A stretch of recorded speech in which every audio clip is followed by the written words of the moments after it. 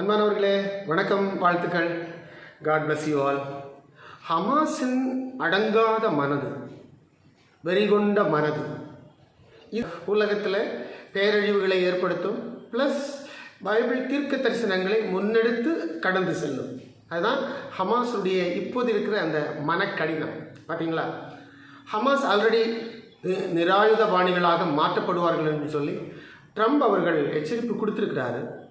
ஏனென்று சொன்னால், போர் நிறுத்த உடன்படிக்கையை அவர்கள் மீறுகிறார்கள், ஆயுதங்களை கையில் எடுத்துக்கொண்டார்கள். கிட்டத்தட்ட ஹமாஸுக்கு எதிராகவே அங்கே ஒரு 16 குழுக்கள் இருப்பதாக சொல்லப்படுகிறது. ஹமாஸுக்கு எதிரான குழுக்கள். ஸோ இப்போ ஹமாஸுக்கு 2 இடங்களில் நெருக்கம் ஏற்படும். பாருங்கள், எப்படின்னா, ஒரு சைடு இந்த 16 குழுக்கள், இன்னொரு சைடு இஸ்ரேல். பார்த்தீங்களா? ஸோ இரண்டு சைடிலும் ஹமாஸ் நெருக்கப்படுவது உண்மை. இனிமேல் தான் பெரிய யுத்தம் இருக்குது. ஏன்னு சொன்னால், இஸ்ரேலுக்கு இப்போ கொஞ்சம் மனசு குளிர்ந்துருச்சு. ஏன்னா, அந்த உயிரோடு இருக்கிற பிணைய கைதிகளை அவர்கள் மீட்டுக்கொண்டார்கள். இதற்காகத்தான் இந்த ஒரு 20 அம்ச டீல். இது கண்டிப்பாக எல்லாராலும் சொல்லப்படுகிற ஒரு விஷயம்தான். கண்டிப்பாக இந்த பிணைய கைதிகளை வாங்குவதற்காகத்தான் இவர்கள் இந்த 20 அம்சத்தை திட்டத்தை பெஞ்சமின் நெத்தன்யாகு அவர்களும் ப்ளஸ் ட்ரம்ப் அவர்களும் சேர்ந்து இதை என்ன செய்திருக்கிறார்கள், கொண்டு வந்திருக்கிறார்கள். அதை அரபு நாடுகள் மத்தியில் வச்சு அதை என்ன செய்திருக்கிறார்கள், அந்த தீர்மானத்தை நிறைவேற்றியிருக்கிறார்கள். ஆனால் இஸ்ரேல் சொன்ன பிரகாரம் கைதிகளை ரிலீஸ் பண்ணி அவர்கள் கையில் ஒப்படைத்து விட்டது. ஆனால் ஹமாஸால் என்ன செய்ய முடியல, இன்னும் போன பழைய கைதிகளுடைய சடலங்களை கொடுக்க முடியலையே. ஹமாஸால் சொன்ன பிரகாரம் நடந்து கொள்ள முடியவில்லை. இதுவே ஒரு காரணமாக வைத்து கொண்டு இஸ்ரேல் ஹமாஸ் மேலே மீண்டும் போர் தொடுக்கும். இதுதான் உண்மை. இந்த காலம் அப்படி தான் போகும். வருங்காலம் இஸ்ரேல் வந்துச்சுன்னு சொன்னாலே கண்டிப்பாக இனிமேல் அப்படி தான் போகும். ஏன்னா அவங்களுக்கு இன்னொரு ட்ரீம் இருக்குது. ட்ரீம்னு சொன்னால் கிரேட்டர் இஸ்ரேல். அவர்களுடைய இடம் இப்போ இருக்க இடம் கிடையாது. இப்போ ஹமாஸுக்கள் நின்று கொண்டு இருக்கிற அந்த காசாவும் அவர்களுக்குரியது தான். அந்த பகுதியில், அந்த மேல் பகுதியில் இருக்கிற அந்த வெஸ்ட் பேங்க் அப்படின்னு சொல்லப்படுகின்ற பழைய யூதேய சமாரியா, அதுவும் அவங்களுக்குரியதான். இன்னும் லெபனான், சிரியா, ஜோர்டான், கிட்டத்தட்ட அந்த ஈராக் பார்டர் வரையிலும் எகிப்தினுடைய அந்த காசா ஸ்ட்ரிப் போன்ற இன்னும் கொஞ்சம் அந்த எல்லைகளை தாண்டி உள்ள பகுதிகள் எல்லாமே அது இஸ்ரேலுக்குரிய இடம் தான். பழைய இஸ்ரேல். அந்த பழைய இஸ்ரேல் திரும்ப வரும். அதை தேவன் மலர பண்ணுவார். அதற்காக தான் இந்த யுத்தங்கள். யுத்தம் இல்லாமல் எதுவுமே நடந்தது கிடையாது. பழைய ஏற்பாட்டு காலத்தில் பாருங்கள், எகிப்து, அதே எகிப்து, இன்னைக்கு எகிப்து பாருங்கள். இப்போ எகிப்தில் தான் இப்போ கடைசி பேச்சுவார்த்தை முடிஞ்சது. பார்த்தீங்களா? இதே எகிப்து பழைய ஏற்பாட்டு காலம், கிமு 1400. இந்த சரித்திரம் எத்தனை பேருக்கு தெரியும்னு தெரியல. பைபிள் படித்தவங்களுக்கு தெரியும் அது, ஆனால் மற்றவங்களுக்கு தெரியறதுக்கு வாய்ப்பு இல்லை. கிமு 1400 காலங்களில், அப்போ கிட்டத்தட்ட 400 ஆண்டு காலம் இதே யூதர்கள், அன்றைய யூதர்கள் எகிப்தில் அடிமைகளாக இருந்தார்கள். அப்போ அந்த 400 ஆண்டுகால அடிமைத்தனம் நிறைவேறி முடிகின்ற காலங்களில் தேவனாகிய கர்த்தர் மோசே என்கிற ஒரு தூதனை அனுப்பி பார்வோன்கிட்ட போய் டைரக்டாக போய் பேசுகிறாரு. இந்த இஸ்ரேல் ஜனங்க நாங்கள் கூட்டு போகணும், எங்களுடைய தேசம் இது கிடையாது, நாங்கள் போகிறோம் அப்படின்னு சொல்லும்போது பார்வோன் அனுமதிக்கலை. ஏன்னா அந்த பிரமிடுகள் எல்லாம் கட்டுறதுக்கு, அங்கே உள்ள பில்டிங் எல்லாம் கட்டுறதுக்கு, மண்டபங்கள் கட்டுறதுக்கு, மாளிகைகள் கட்டுறதுக்கு இந்த மக்கள் இருந்தால் தானே இவங்களுக்கு சோறும் தண்ணியும் மட்டும் கொடுத்தா போதும், அடிமைகளாக வச்சு வேலை வாங்கலாமே அப்படின்னு நினச்சி அந்த பார்வோன் மன்னன் ராம்சேஸ் II அப்படின்னு அவனுடைய பேர். இது கிமு 1400 காலம். அவங்ககிட்ட போய் எத்தனையோ தடவை மோசே பேசியும் அவன் விடவே இல்லை. அவனுடைய மனசு கடினப்பட்டது. ஆண்டவர் தான் அவனுடைய மனசை கடினப்படுத்தினார். ஏன் தெரியுமா? அங்கே இஸ்ரவேலர் மக்கள் 400 ஆண்டு காலம் அடிமை வாழ்ந்தபடினால எகிப்தை நல்லா அடிச்சு நொறுக்கணும்னு அன்றைக்கு கர்த்தர் சித்தம் கொண்டார். அதனால பார்வோனுடைய மனதை கடினப்படுத்தினார். அங்கே என்ன சங்காரங்கள் நடந்தது? 10 விதமான வாதைகள். கடைசியாக எகிப்தில் தலைப்பிள்ளை சங்காரம். எகிப்தில் உள்ள எல்லாருடைய வீடுகளிலும் முதல்ல உள்ள பையன் அவிட்டு, அது ஆணோ பொண்ணு அவிட்டு, குழந்தையா இருந்தாலும் சரி எல்லாமே அவிட்டு, தலைப்பிள்ளை சங்காரம் அங்கே உண்டானது. அதுக்கப்புறம் இஸ்ரேலர்களை அவன் விடுதலை செய்கிறான். சரி போங்க, உங்கள் தேவனுக்கு ஆராதனை செய்வதற்கு நீங்கள் போகலாம் அப்படின்னு சொல்லி அவன் அனுமதி கொடுக்குறான். பாதி வழியில் போகும்போது மறுபடியும் இராணுவத்தை அனுப்புகிறான். அந்த காலத்தில் எகிப்தில் ரதங்கள் இருந்தது, குதிரை படைகள் இருந்தது. ஸோ முழு இராணுவம், எகிப்தில் இருக்க முழு இராணுவமும் இந்த இஸ்ரேல் மக்களை மீண்டும் துரத்தி கொண்டே வந்தது. அதையும் தேவன் தான் செய்தார். ஏன் தெரியுமா? இவங்களை செங்கடல்ல மூழ்கடிக்கணும் இல்லை, அது கர்த்தர் செய்த திட்டம். கடைசியில் இஸ்ரேல் மக்கள் செங்கடல் பிளக்கப்பட்டு இக்கரைக்கு வந்தார்கள். என்னடா கடல் தண்ணி மதில் மாதிரி நின்றுட்டு இருக்குதே, அவனுங்களுக்கு புத்தி உண்டா? இதுக்குள்ளாடி நாம போனால் மாட்டிக்குவோம். இஸ்ரேலின் தேவன் இந்த மக்களுக்காக பெரிய அற்புதத்தை செஞ்சு கடல் தண்ணீரை பொழந்து கடல் தண்ணீரை மதிலாக நிற்க வச்சுக்கிறாருன்னு சொல்லி அங்கே நிற்கணும் இல்லை, அந்த புத்தி கூட அவங்களுக்கு அந்த இராணுவ வீரர்கள் அன்றைக்கு இருந்த அந்த எகிப்திய இராணுவத்துக்கு அந்த எண்ணம் தோணலை. அழகாக எல்லாம் உள்ள வந்தாங்க, எல்லாரையும் உள்ள வர வச்சு ஆண்டவர் தண்ணியை மூடி போட்டார். அவ்வளோதான். கடல் தண்ணி வந்து மூடிச்சுன்னா எவன் நீந்த முடியும்? எல்லாமே குதிரை வீரர்களும் ரதங்களும் எல்லாமே அங்கே மூழ்கடிக்கப்பட்டு எகிப்தியர்கள் செத்து கிடந்தார்கள் அப்படின்னு சொல்லி பைபிளில் இருக்குது. அப்போ எகிப்தை ஒரு அடி அடித்து நொறுக்கி அதை ஒன்றுமில்லாமல் செய்துதான் கர்த்தர் இஸ்ரவேலர்களையும் மீட்டு கொண்டு வந்தார். இது ஒன்று. சரி, இவங்க அன்னைக்கு நடைப்பிரயாணம் தானே, சைக்கிளோ காரோ இல்லை ஏரோப்ளைனோ எதுவுமே கண்டுபிடிக்கப்படலை. அப்போ நடைப்பயணங்கள், அவங்க நடந்து தான் வரணும். அந்த எகிப்திலிருந்து இப்போது இருக்கிற அந்த இஸ்ரேல் தேசம், கானான் என்று பழைய பேர் கானான். எகிப்தில் இன்னும் எகிப்தை பற்றி ஒரு சில சூடான விஷயம் என்ன தெரியுமா? எகிப்தில் உள்ள சில முக்கியமான பெயர்கள் தான் நம்ம இந்தியாவில் இன்னும் இருக்குது. பாருங்கள், இந்த கர்மா, ஷர்மா. கர்மாங்கிறது மேக்சிமம் யாரும் அதில் வைக்க மாட்டாங்க. ஏன்னா பைபிளில் ஒரு சம்பவம் இருக்குது, இந்தியாவில் எழுதப்பட்ட புராணத்திலையும் அதே சம்பவம் திரும்ப எழுதப்பட்டிருக்கிறது. அதனால் கர்மாங்கிற பேர் யாரும் வைக்கிறது கிடையாது. அப்போ கர்மா, ஷர்மா, கூஷ், மிஸ்ரா, இந்த பேரெல்லாம் நீங்கள் இந்தியாவில் பாருங்கள், வடநாட்டில் எல்லாருமே வச்சுருப்பாங்க. இதெல்லாம் மேக்சிமம் எகிப்தில் உருவாகி பரவி நம்ம இந்தியாவுக்கு பரவின அந்த பேர்கள். இதெல்லாம் சரியான வேர்ல்டு ரெக்கார்ட்ஸ் எல்லாம், இதெல்லாமே வேர்ல்டு ஹிஸ்ட்ரி.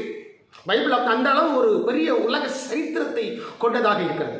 சரி, அப்போ அந்த பார்வோன் மன்னன் பார்த்தீங்களா, அவனுடைய இருதயம் கடினப்பட அவனுடைய நாட்டுக்கும் அவனுடைய இராணுவத்துக்கும் பெரிய ஆபத்து தான் உண்டானது. கடைசியில் அப்படியாக அவர்கள் இஸ்ரேல் மக்கள் எகிப்தை விட்டு வருகிறார்களா?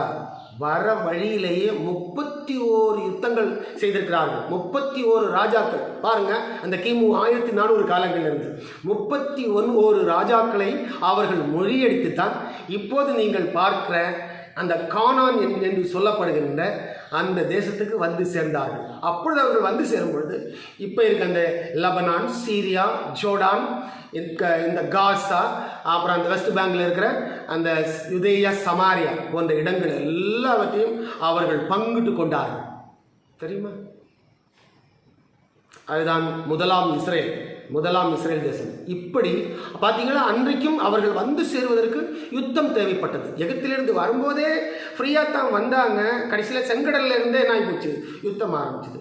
31 ராஜாக்களை முறியடிக்கணும்னா கிட்டத்தட்ட 40 ஆண்டுகளில் 31 ராஜாக்களை அவர்கள் முறியடித்து தான் வந்து சேர்ந்தாங்க.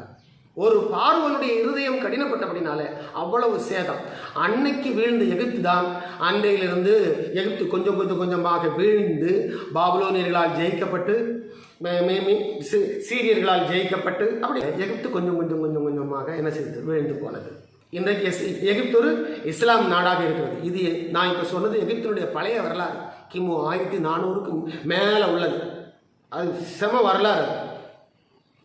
ஆக இப்போ அதே மாதிரி தான் ஹமாஸ் வந்து மனக்கடினம் கொண்டதாக இருக்கிறது. மனக்கடினம் ஆயிடுச்சு.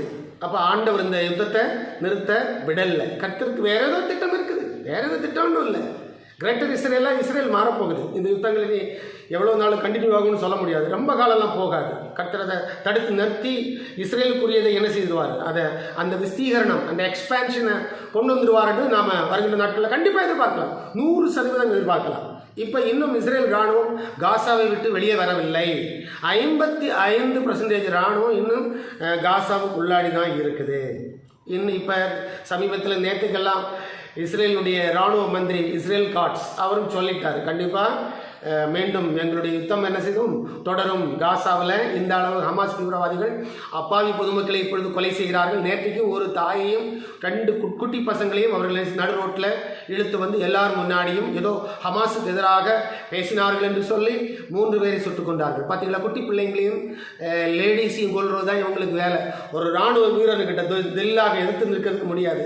இவ்வளோ நாளுக்குள்ளாடி குழி தோண்டினா குழிக்குள்ளாடி உட்கார்ந்துருந்தானுங்க. பார்த்தீங்களா, நல்லா யோசிங்க.